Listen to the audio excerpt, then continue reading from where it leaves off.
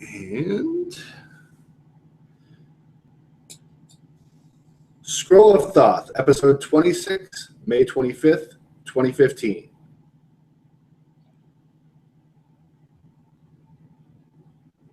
Welcome back to the show after we had a little long pause here since our last podcast. Happy Memorial Day. And I am personally very happy to have an awesome guest this month, Julian Vayne, who is a member of the Magical Pact of the Illuminates of Thanateros, author and collaborator on a host of books. Now that's what I call Chaos Magic, Pharmacon, Deep Magic Begins Here, Memento Mori, the huge one, Book of Baphomet, and his accompanying blog of Baphomet, which has some of the best magical writing on the web, and then recently released really Chaos. That's really kind. You're selling me really well. Go. And a recently released Chaos Craft, which is also I'm going to jump right in on Chaos Craft. I love like the first chapter because right in there you talk about how you have, the chaos magicians that you work with, but then you invite in other members of the pagan community. And I've seen that happen all over the place. We've done it ourselves in my own IoT group. And it's just wonderful how to get that mix of people together. Yeah. How did that come about? Was that organic or? Well, I was working with Steve D, and we've worked together for years and years in an IoT context and also kind of outside of that. And we had a working group, an IoT working group. And what that means, for people who don't know what that means, is that it's a group of magicians in the IoT, but also it's broader than that, it's wider than that. So it includes people who are not members of the Magical Pact of the Illuminates of Thanateros. So we worked together, Steve and I, for quite some years, and we kind of gathered this group together around this concept, which was to do with taking Pete Carroll's model of the 8 colors of magic.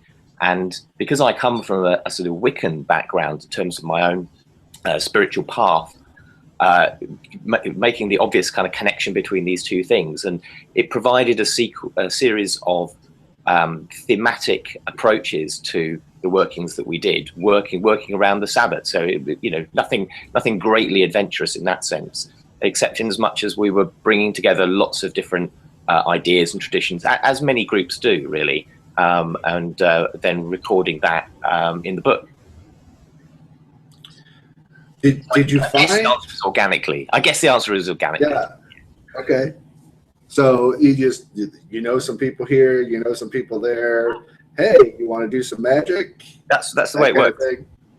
I'm very fortunate to live down in the West Country of the British Isles, and there's a lot of good people here. There were people also coming to some of the meetings from quite far afield. We had people from our kind of, the network of people that, it must be the same for you. Good people to work with. Yeah, good people.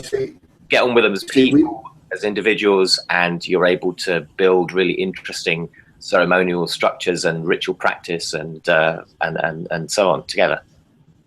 Now, you see, we make fun of you over here. We're like, those fucking English bastards. They grow up with a wand in their hand. Yeah, man, the whole island is totally magical. It's like Game of Thrones over here, man. I mean, it really is. Apart from the flaying. Well, yeah, that's probably a good thing. So, to go back, you mentioned Wiccan as your gateway drug. Yes. I think that's a pretty much a commonality for people of a certain age and above. Yeah. But what really started you down this path? Okay. I've got the dubious privilege of having been interested in magic for as long as I can remember. So as a kid, I remember going to the local library and reading through all the stuff that was there. Well, there was precious little, but it did exist. And it was in the days that you could do interlibrary loans. And so I would put for for someone who was probably aged about 11, 12, requested a whole series of books, things like The Key of Solomon, The Lesser Key, Abramelin, all the kind of classics that I was expected to go and engage with.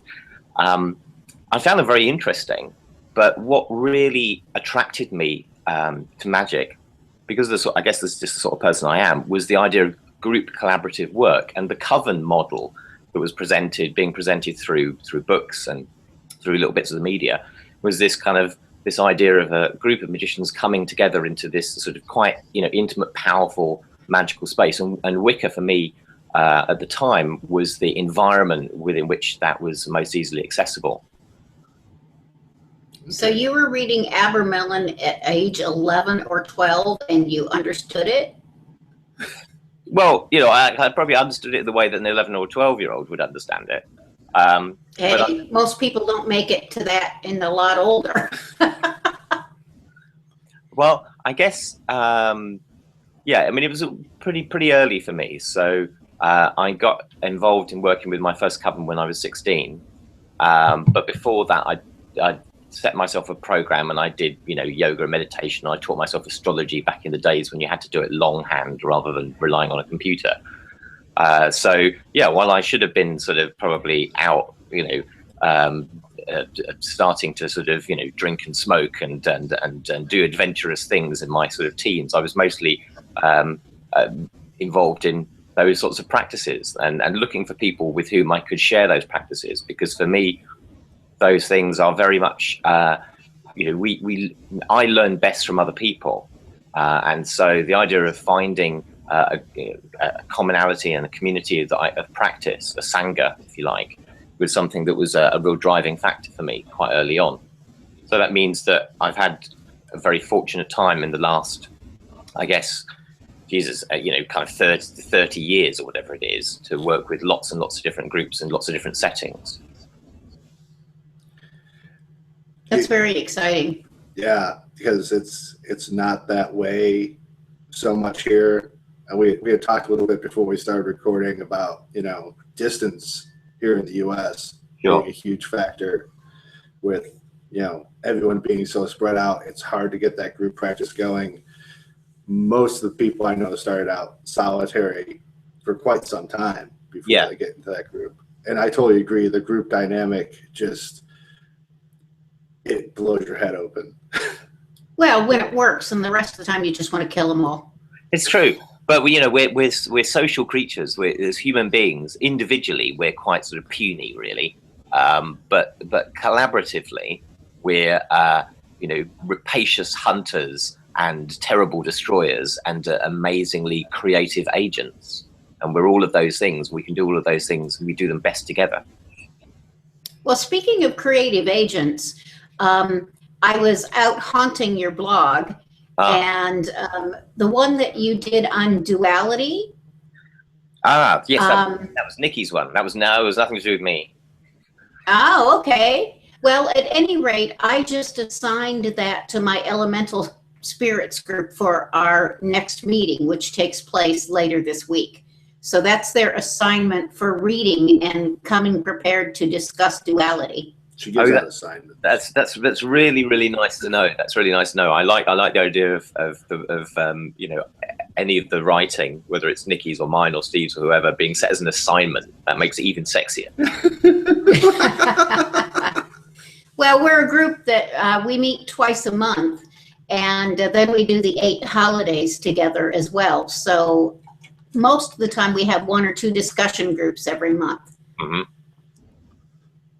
So speaking of assignments and things that are widespread, I have found that the book of Baphomet in general, has really taken hold in the chaos current and the practitioners here. So how did you get started on that book? What drew you to Baphomet? Okay, well, again, from very, very, very young, the Baphomet was one of those figures that that really appealed to me, because it appealed to me in the sense that there's this hybrid entity of, you know, dark and light and yin and yang and so forth. And this idea of this powerful glyph, which is both very satanic in a lot of the iconography, the way that that's sort of understood, but also points to a lot of things that I think are much broader than that, which are some of the things that the book of Baphomet goes and explores. So I've always been interested in that particular deity, let's call it. And I guess from becoming involved in the IoT about, I don't know, what is it now, like 12, 13 years ago, something like this, it was very interesting finding myself in an environment where one of the key figures in the mythos, the tradition, if you will, of at least the IoT, is the use of Baphomet. So it really gave me an opportunity, particularly obviously working with closely with Nikki, to sort of plunge into that complex of ideas and try and engage with figuring out what that thing meant to me, means to us, could mean to others. And I found it, I think the Book of Baphomet, along with, Peter Gray's Apocalyptic Witchcraft, has kind of made this clarion call to wizards and Wiccans as environmentalists. Was that a plan, or did they just kind of form out that way? Yeah, no, I think, I mean, I've also got an interest in things like environmental politics and deep ecology and permaculture and so on. So that was always sort of bubbling away in the background for me. And of course, my interpretation of Baphomet and is really kind of very much informed by that. Equally, Nikki's background is as a soil biologist. So that's where we were kind of coming at this set of ideas or this mythology from. And I think that anyone who's aware of the impact our species has on the planet needs to be really mindful about how our spiritual investigations have to reflect the problems within which we find ourselves as a species and as a series of cultures. So I think that the idea of taking Baphomet, which Pete Carroll describes as the sum total of the psychic field, of the sum total of all the life force on the planet, what does it mean that humans are alive in the way that we are, and the way that we both integrate with and also disrupt the order which we ourselves create in our heads as natural versus cultural, and trying to destabilize that a little bit was part of what the project of the book was about.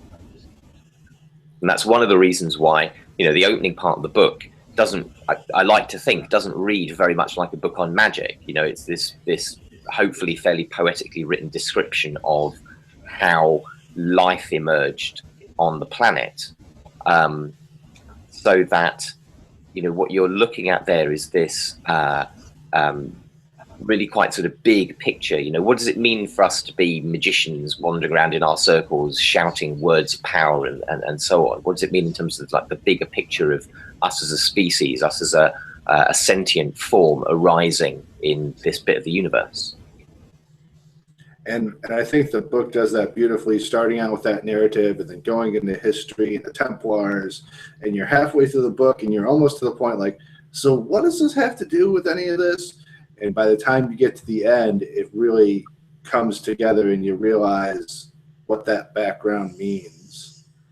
Yeah, it's an interesting thing. It was a very, very interesting process writing it, because like the figure of Baphomet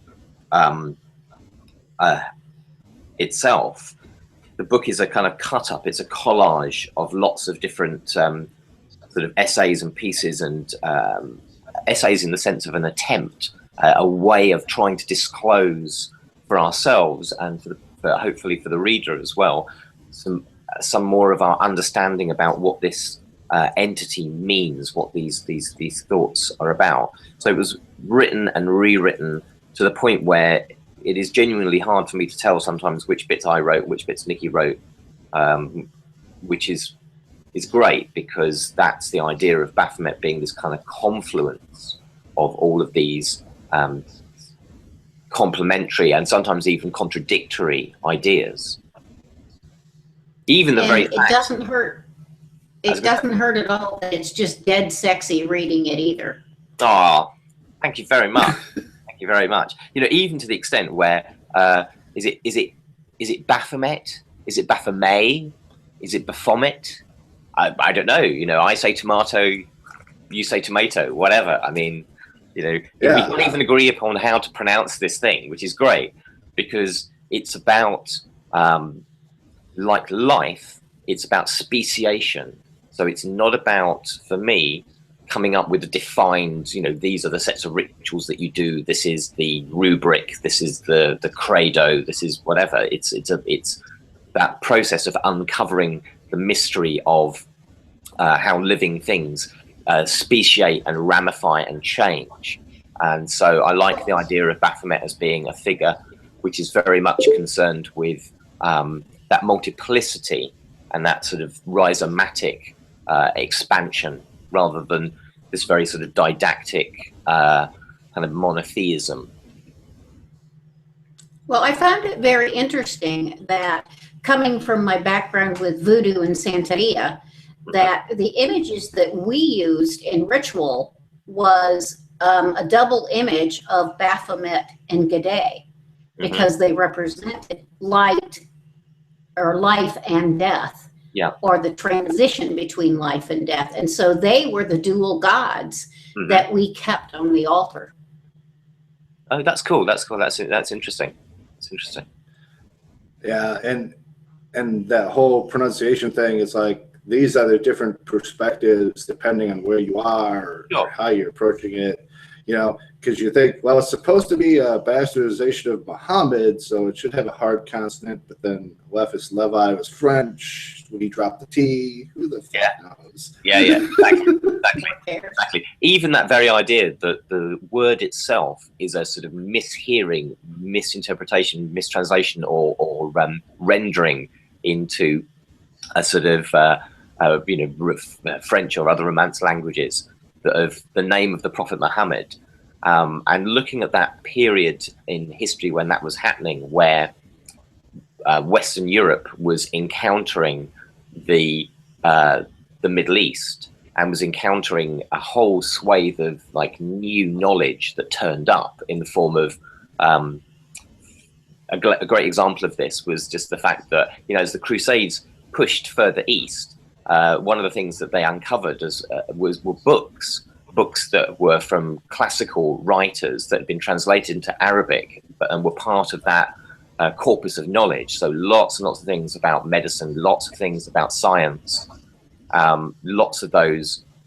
ideas which at the time it was a period of a great uncertainty in Christendom about whether or not these were heretical, whether or not they could be squared with Catholic doctrine. But that idea that Baphomet emerges as the interplay between these two monotheist cultures and this sort of exchange of underground knowledge, of hidden knowledge, and the emergence of things like, literally, the emergence of alchemy from that process. So, jumping back into Chaos Craft, yes, is it hard sometimes to haul out Baphomet in front of a mixed crowd, or do you find most people? Because I know when we took that statue out at our mixed gathering, there was a couple looks around from the Wiccans like, they're not Satanists, are they? I guess it also depends on how this image is presented. So I think the idea of, certainly within Wicca, this is like a horned god, horned goddess kind of mashup. So that makes total sense. In terms of the people that I'm working with, none of them are going to be concerned about Satanism, particularly. It's not going to be their fundamental worry that we're going to be up to all kinds of bad stuff, whatever one might conceptualize that to be. So I think that although you've got Eliphas Levi's image of Baphomet, the other thing about Baphomet is that there are this polymorphous production of forms So it's quite delightful to go onto, you know, an image search on Google and just type in the word Baphomet, because as well as the hardcore satanic metal kind of ones, you also get, you know, My Little Baphomet and various kind of, you know, entertaining and sometimes very beautiful versions of the same thing. It depends. I guess it depends what your statue looks like, James. I mean, you know, maybe we should. You know, we did explain that he was the Earth, or she, her was, you know, this life force, but it is the classical, you know, Alephus Levi, Solve. Yeah, but it's also, it's Pan, isn't it, as well? You know, in some respects, it's Pan. It's certainly the sort of 19th century sort of British romantic notion of Pan.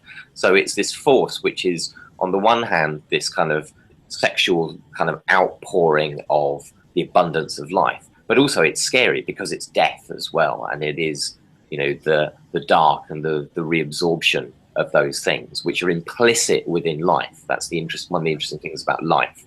So again, in the Book of Baphomet, where it talks about how, you know, the caspase enzyme in cells is a design feature of cells. You know, life is geared up to die. That's a strategy of life.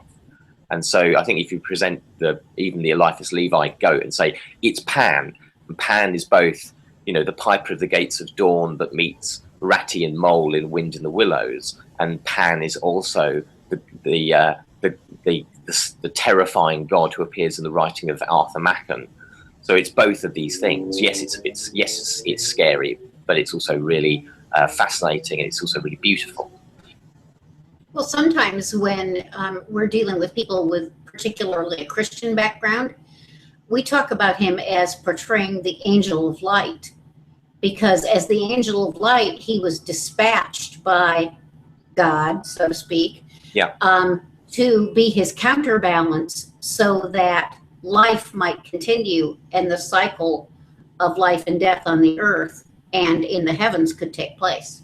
Yeah. I mean, that kind of makes them less afraid because they think of him as an angel at that point. Don't worry. It's an angel. It's just an angel with horns and hooves, but it's an angel. You're fine. Relax. Listen to the music. Yeah. Here, have a cookie. So,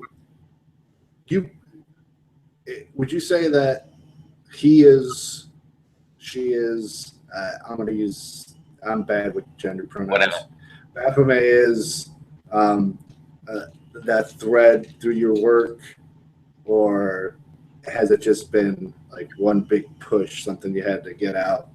Well, that particular book, the Book of Baphomet, was a particular key element of that, and there were lots of things that sort of coincided to kind of come together in that time.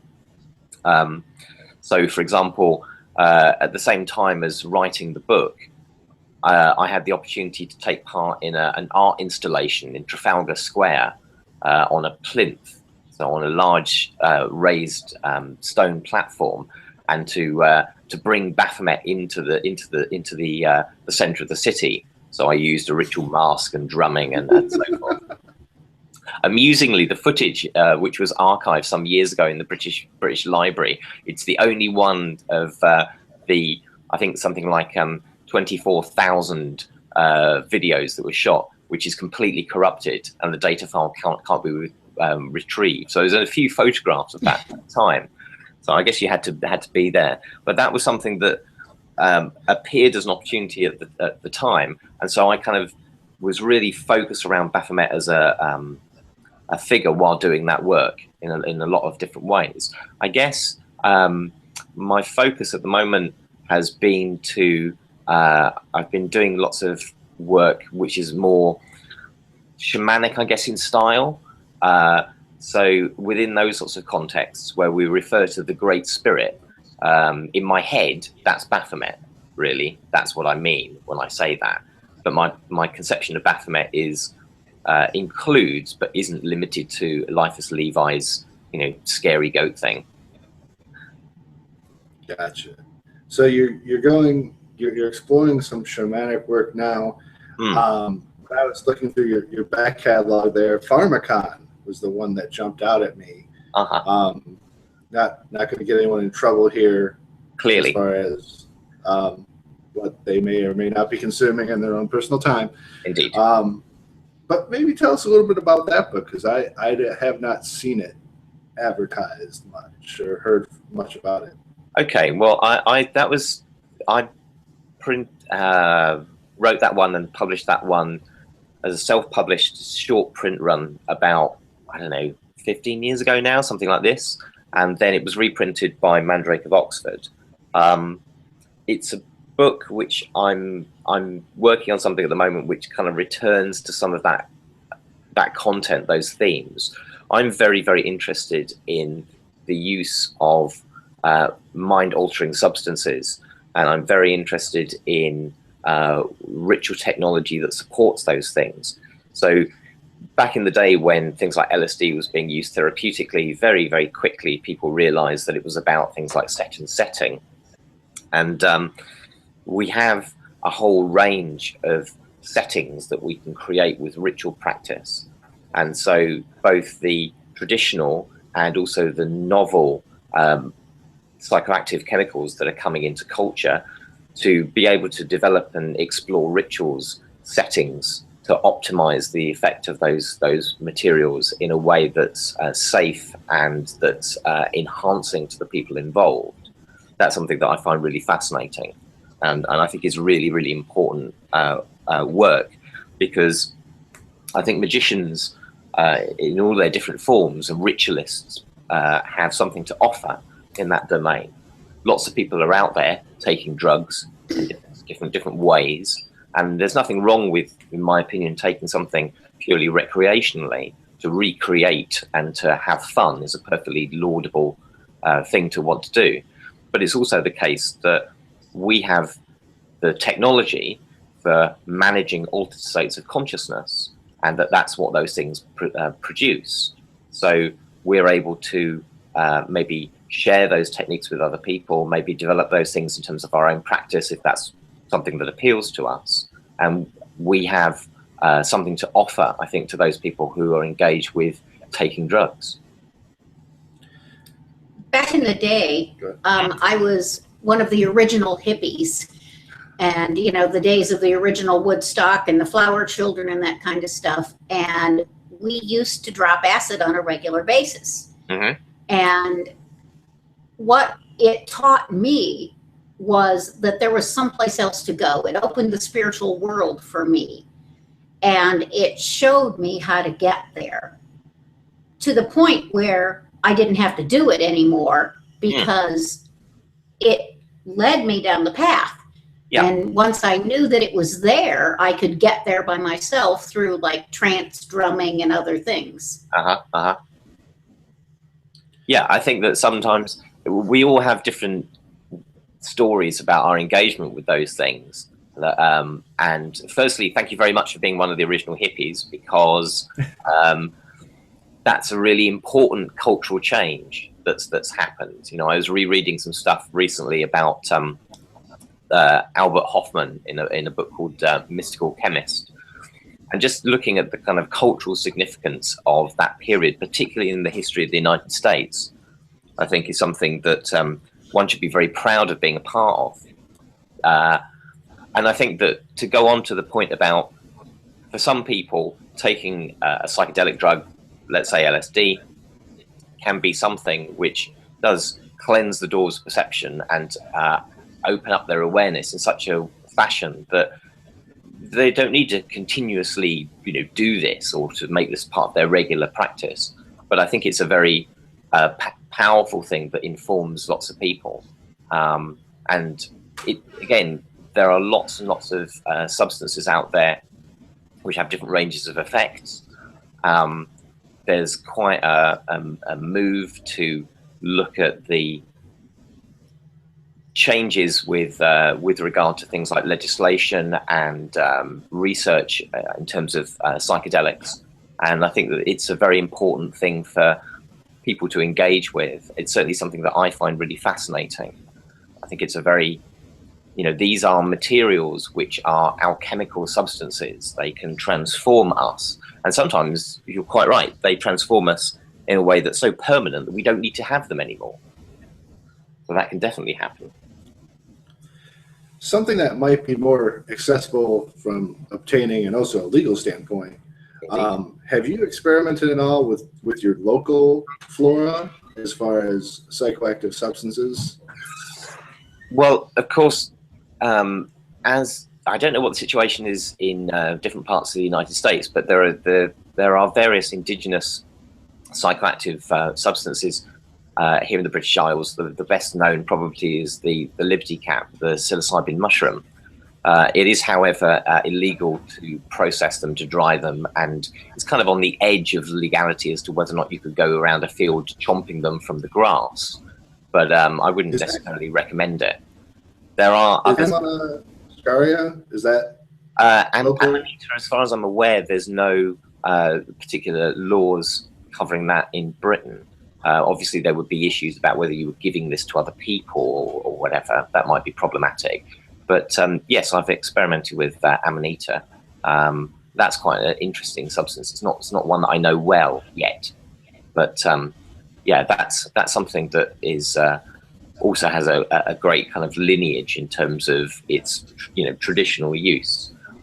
I think that the traditional use of things like peyote, for example, I guess particularly thinking about the United States, is one of the kind of classic ones. There are really, really good ritual technologies for holding ceremony and for allowing people to go through really powerful and transformative experiences using those medicines in a particular kind of context. But also I think it's interesting to look at the ones which are pharmacologically derived, or materials which are produced now that have different types of effects and different waveforms, if you like, in terms of how long they take to onset, what the peak time is, and so forth. And so developing other rituals around holding the space for those substances is something that I'm very interested in.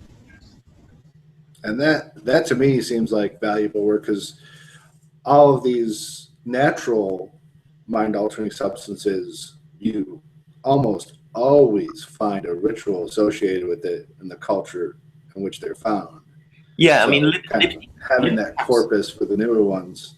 Yeah, the Liberty Caps thing is an interesting example. There was a book called Shroom by Andy Letcher, which details the use of Liberty Cap psychedelic mushrooms in the British Isles. And there's very, very little evidence that we have of people using these, at least in the historic record. We've got more evidence of people using things like the Solanaceae family, plants like Datura and Henbane and Nightshade. Those kind of scary things from the potato family that are very, very powerful psychoactives. So there's more evidence of those than there is of mushrooms. But of course, as soon as we have the story of people like Gordon Wasson and Maria Sabina, and that whole contact with the American story, there's a vast amount of technology for ritual practice using sacred substances, which is held particularly in the Americas. That's the place that's got the I think one of the richest veins of tradition and experience with those things. Ayahuasca obviously is the big thing to think about in that context, which is desperately hip and an exciting thing to do, and everyone should rush out and get some. We even had ceremonies for tobacco. Yeah. Where the things that we just kind of take for granted, tobacco, it's just a cigarette. We still have ceremonies for tobacco. We still have ceremonies for tobacco, because that's one of the things that they're allowed to use in the prison in a ritual manner. And it has to be around ceremony. Yeah, and the ritual smoking of tobacco. I mean, I really like smoking tobacco and praying. I think that that sort of, again, Native American Church peyote circle. One of the things that happens in those settings is to use tobacco to pray with, And tobacco, because of the way it allows you to be alert and centered, and it kind of brings you back to the moment. Although you know, we're used in our culture to having it as a fairly sort of inert substance, to bring your attention to it and actively pray with this substance, and to blow the smoke into the sky and onto the earth and to the fire and so on, makes it a very powerful thing, and it certainly changes one's relationship with the plant. My gods have told me that my vapor is a suitable substitute for smoke. They're okay. Oh yeah. Yeah, absolutely. And you know, if you don't smoke, you just, you know, you take the tobacco, you put the smoke over you or whatever, you know. Yeah, absolutely. It's a lot of it, I think, is the attention that we bring to these moments. So obviously taking a substance into our bodies, you know, it changes our biochemistry, it changes our neurology, it changes our relationship with everything around us. But the process of changing our attention, that's the real sort of, you know, that does a lot of the work. That does a lot of the work. Well, that's where the magic happens, when we change our attention. Yeah, I think so. I want to cover another book here that I haven't read. Now, that's what I call chaos magic. It's something that I've heard referenced a lot. Mm-hmm. And you know, I'm familiar with Lee Bernal and some other, and Phil Hine. What niche does that book fill as far as the chaos magic corpus? I guess the niche that it fills is the same one that certainly lots of my writing does, which is that it's about autobiographical experience. Because I remember as a kid reading, you know, books about magic, and I was fascinated to go through texts and mine so what is it you actually do? You know, what's the practice? How do I do this shit? How does it work? So I think that it's very important to kind of give that information, but giving that like a recipe is completely pointless. It's like writing a list of paints for how you paint a painting. Yeah, yes, you could describe it by saying, you know, put some Prussian blue here, put some cobalt blue here, blah, blah, blah. It doesn't really give you very much. So what Greg and I wanted to do with that book was we wanted to write something which talked about our magic in context. You know, this is how the rituals looked, broadly speaking. This is why they emerged in the way that they did. This is how we made sense of them. This is the effect that they had for us. And for both of us, we were engaged in different, though complementary practices, which I guess I would describe as the work of knowledge and conversation of the Holy Guardian Angel. So the two, the two texts that exist in the one book are our approaches to this magical figure of the Holy Guardian Angel, described in terms of our lived experience and the rituals being part of the substance of who we are as people and as magicians. And I find it very interesting that almost every system out there tells you to keep a journal, keep a record, you know, have this reference already, but you see really very few examples of them made public. And I suppose part of the reason is it's hard to present it in such a way that's understandable to anyone else. Sure. I mean, I guess again for me, because collaboration and sharing of stuff is something that really works for me. The way I like to keep my magical diary is kind of to keep it in public. So the blog, a lot of the material that I write on the blog is the stuff that I've recently been doing, you know, I benefit from that in as much as I get, you know, interesting feedback from other people. I get the opportunity to be interviewed on groovy podcasts, which is lovely. And that's how I kind of keep my journal, and that's an important part of this is my particular style. But I'm sure that there are lots of practitioners there with their diaries. In fact, I know that's the case because in the Witchcraft Museum, which I've got kind of connections with down in Boscastle in Cornwall, there are lots of diaries from people die and their diaries end up there. So there's like material from Doreen Valiente and lots of the kind of Wiccan kind of people and lots of archive material. So a lot of it does exist, but it tends to be, for all the obvious reasons, it tends to be private. Well, isn't what all the old grimoires were? Is magical diaries. Pretty much, yeah. Some were. Yeah. Well, in as much as the grimoire is a bit like a sort of still room book. The Book of Shadows is a workbook. It's a work in progress rather than a fixed text. And so even the traditions that I'm familiar with and connected with, where the Book of Shadows is kind of copied out, because there are still people who do that kind of stuff, which is cool. But even there's an understanding that things will be added to this book. The book is it's a living, again, like Baphomet, it's that kind of organic structure. It's not like a fixed didactic text. This is how you need to do it, guys. Because we've had enough of that shit. We don't need any more of people telling us what to do, but we need to, think for ourselves and question authority. That's it, spiritually. And so having a journal, whether it's kept publicly or whether it's kept privately, where you see those changes over time, and you also have the opportunity to reflect on your own work, is something that lots of people, I think, do and should do. I just happen to keep mine publicly. That's how I like working.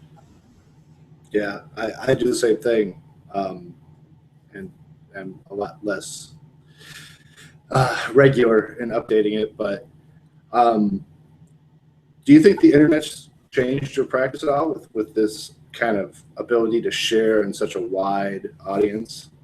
Yeah. In loads of ways. I mean, I wrote a piece there was an academic collection called The New Generation Witches, where I went and interviewed a witch who sort of lives fairly nearby to me, who was sort of half my age. And we were comparing and contrasting in this particular essay, in this collection, our respective experiences of becoming involved in magic and the craft and so on. And the big change is the internet. That's a huge change. The fact that as a kid, I had to wait for weeks until this fantastic copy of, the Book of Solomon appeared at the desk and I was able to go in and browse this thing or whatever. But now the fact that I can type the Key of Solomon PDF into a search engine and bang, it's there, it makes a huge difference. It also makes a difference in terms of opportunities for collaboration, opportunities for sharing, opportunities for magical work which is mediated by these machines. So I've been involved with doing a few little experiments with doing rituals using video conferencing type systems, and very often I'll use my mobile phone. I'll send an image, for example, or some text, a text message, and that will be part of a ritual practice. So if I'm sending I don't know, some, let's say a blessing or something groovy to somebody, the one way of connecting that is to send them like just a nice supportive message or whatever. And that's a way of immediately getting this mind-to-mind communication from my ritual, where I've been, I don't know, conjuring for them to have strength in a time of adversity, and then being able to know that I've instantly affected a neurology, which could be the other side of the planet. Is a very, very empowering thing, Yeah. So it's made a huge difference on so many different levels. And you recently started an interesting exchange on Facebook where people were sharing pictures of their altars. I thought was awesome. I posted mine, and it's almost there's some sadness in a way that the books themselves, except for the rarity specialty publishers, are not talismanic as such anymore. But we do still have that altar where you can't just, well, I guess you can go to your local occult shop and pick things up, but that's really nice, isn't it? Because I was really pleased with the response from that recent article, because like I say, I was reading this lovely academic essay, which was all about how in academia, no one had, or there's been very little work looking at, let's call them neo-pagan altar spaces. And so I wrote that piece, and yeah, very, very quickly, people like yourself and many others kind of responded with, oh, look, here's this thing. Because human beings, you know, again, we're a social creature. We want to share. We want to say, oh, here's this thing, particularly if you're in a situation where you're physically remote from other people and where the Sangha, the community of practice, has to be mediated via Facebook. And if that's just the way that it is, that's the way that it is. Yeah, and it lets people show their creativity, and to me, it's the whole. It's a part of that whole Western esoteric kind of. It's a materialistic magic system. I mean, I don't think we can really deny that. Hello. This is Stanley, who hangs right next to my computer, and Stanley has been with me for years, so that my computer is its own altar area. Excellent. Stanley is a very, very nice hard ceramic red dragon for those who are just getting the audio podcast. Stanley looks beautiful. He's amazing. He told me his name when I was sitting in the bathroom one day. He yelled at me, by the way, my name's Stanley. Okay. I think there are lots of things in terms of this. You know, the desire to create altars is a really interesting example, because I think that if you come from a post-Protestant culture, let's call it, so if you're sitting outside of the Catholic or Greek Orthodox Christian frameworks, then we've had a Christianity in the form of sort of Protestantism, which is very pared down, and so part of the thing that people do when they're exploring their spirituality is, like with anything, we want to dress a certain way, we want to, you know, eat certain things, we want to, you know, turn our environment into something that reflects what we're doing. And I think that with those altars that I've seen, there's a lovely sense in which you can really see how they're reflections of those people's own spiritual journey, and they're very, very rich. So they don't have that kind of Protestant, typically that sort of pared down, you know, very austere kind of style. Particularly hearth altars, particularly those places in our homes where, you know, those objects coalesce together, have this almost kind of voodoo sort of look to them. They're very much workspaces, and they're very much spaces of the heart and the hearth, and, you know, what's going through people's you know, spiritual awareness at that time. So I think it's a very interesting thing to explore. It would be interesting to maybe do some future podcasts about that. And we were talking, weren't we, about recording you at some point, James, talking about your altar. So we'll have to do that. Yeah, it's definitely helped me in that I, you know, have this tendency to pick up bits and pieces of different things. If I participate in a magical gathering, any little bits of, you know, things we used in ceremony, sometimes things that I win as prizes I find have a magical resonance to them, and then the things that I build, and I kind of just start tossing it all on my altar and then arranging things, and I see how I kind of organically create my own cosmology. Yeah, absolutely. On the altar. It's a kind of a little microcosm reflection of the inner macrocosm, isn't it? It's you know, the things that are going through your mind at the time, the things that are occupying your awareness, and the arranging of those things in the space, and the periodic cleaning of that space, the dressing of that space with maybe flowers, or making offerings to that space, feeding the spirits of that space with incense, or even just simply your attention. That's a way of making this. The best analogy I can really come up with is the process where Odin is described as making an offering of himself to himself when he's pierced on the world ash tree, Yggdrasil. And it's kind of that same sort of thing, where we're seeing ourselves written in these objects that are in our space, and then we're orientating ourselves towards them, rearranging them. And obviously, you know, the nature of magic is a technology of the imagination. So here's a table, and on that are these things that we imagine as having these resonances and these significances for us. And by moving those things around, by placing them in particular configurations, we are, by analogy and by metaphor and by imaginative practice, we're changing ourselves, we're altering ourselves. And that's what the work of the magician is. It's that autopoetic process. We are self-creating. So again, rather than having a didactic text that tells us how we should live, we are active explorers in that process. Well, and I think many of us have altars in different spaces, not just in one room. Oh yeah. And totally. that those represent what those spaces mean to us and the energy that we put into them and use them for. Yeah, that's absolutely the case. I mean, in the room that I'm in at the moment, there's the half altar, but there are also shelves either side, and there's one altar which is to my family, my actual and cultural ancestors, and there's another one which is just full of different images of Baphomet. There's another one which has got I think there's somewhere up there, there's the skull of a dolphin. But so there's a whole bunch of different stuff, and then in different parts of the house, yeah, there are particularly significant things.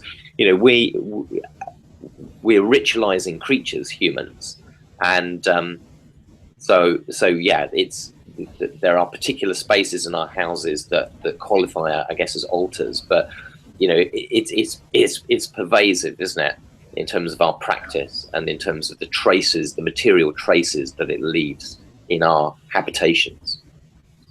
Well, I also think that it reflects the concept that there is no real difference between sacred and mundane, and it's only how we treat those spaces. If we believe that we walk in the sacred at all time, every moment can be sacred. Yep.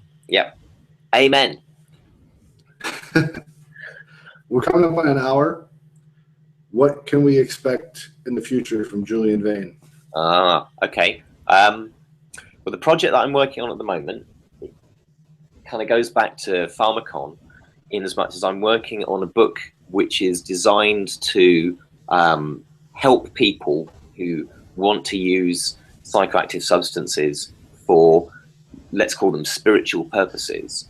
So providing them with a repertoire of techniques, which are, some of which are derived from particular cultures or magical systems, but hopefully presented in a way that's very, very accessible. So you don't need to be a card-carrying pagan or magician or anything else to find these techniques helpful. So that's something I'm working on at the moment. And I'm also in the early stages of planning something which is a kind of monograph of my friend Greg Humphrey's artwork. So I want to do an essay and some photographs of some of the stuff that he's done, because his art is quite, I think, very, very beautiful and very, very interesting because of the way that he's used magic in it and the journey that he's kind of gone through. So I'm going to do some work on that.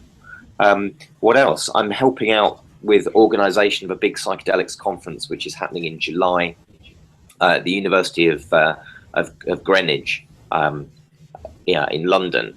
So that's quite a big deal as well. That's many hundreds of people and lots of speakers, including lots of people from the United States. Dale Pendle and people like Jonathan Ott coming over and so on.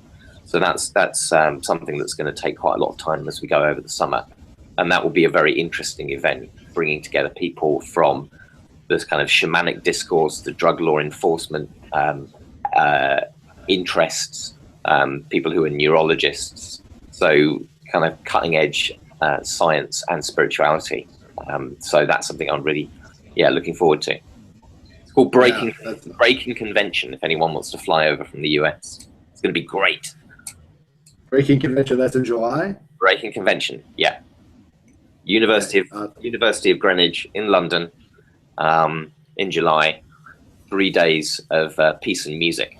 Well, no, people banging on, people talking about drugs. We did that at Woodstock too. We'll definitely put a link to that on our website, as long as, of course, a link to blog of Baphomet.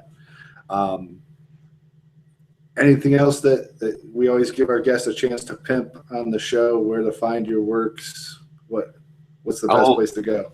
Just via the blog is the best thing, really. And I think that Chaoscraft, I think people would find that really interesting. I mean, you can get that as both hard copy and also as a Kindle.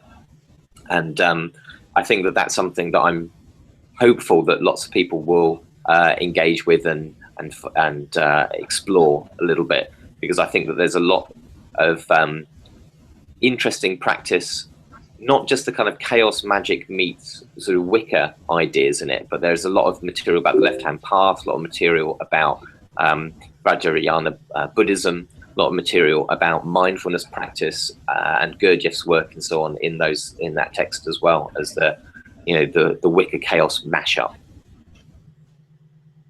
So buy Chaoscraft, it's very good. Buy Chaoscraft, go to blog of Baphomet, come to scrollwiththoth.com to get links. Yes. And we also have our PayPal button there. You can donate. We ask, $1 a show, such little money for so much entertainment, or maybe a quid, depending where you're at. Yeah. We have a phone number, 317-296-3247 for people who want to call, ask us questions, give us advice, tell us about their experiences. Julian, what's the best way if someone wants to connect with you on some kind of social media? Facebook, inevitably, is worth a try, assuming that they're a nice person and not too mad. Via the blog is good if people want to kind of, drop a comment into something like that. That's always appreciated. Colleen? Yeah, wuglet@gmail.com, Colleen Kelly on Facebook. And I want to tell people that we're doing public ritual at Holiday Park on June 20th at 2 p.m. To celebrate the summer solstice, and we're going to do a teaching ritual that day. So bring your non-pagan friends and anybody who might be curious. Oh, and bring chocolate. Brilliant.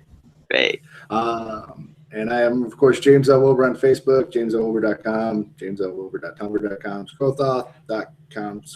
I got too much shit. And music for our podcast is provided by Shoebox Recordings. The intro is a selection from Journey by Coben, and our tail end here is Hair Dye by East Coast. Julian, thank you very much for coming by and talking to us. You're very, very welcome. Thank you very much for inviting me on the show. It's really appreciated. All right. Bye. Bye. I'm going to hit this.